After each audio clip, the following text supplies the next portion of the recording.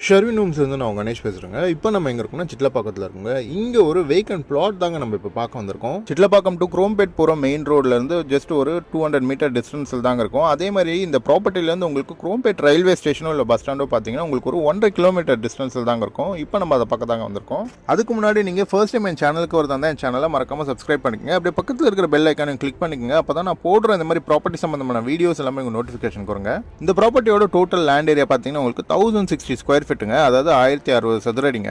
இதோட ஃப்ரண்டேஜ் பார்த்தீங்கன்னா உங்களுக்கு 24க்கு 44ங்க. இதோட ரோடு பார்த்தீங்கன்னா உங்களுக்கு 24 ஃபீட் ரோடுங்க. இதோட ஃபேசிங் பார்த்தீங்கன்னா உங்களுக்கு ஈஸ்ட் ஃபேசிங்க.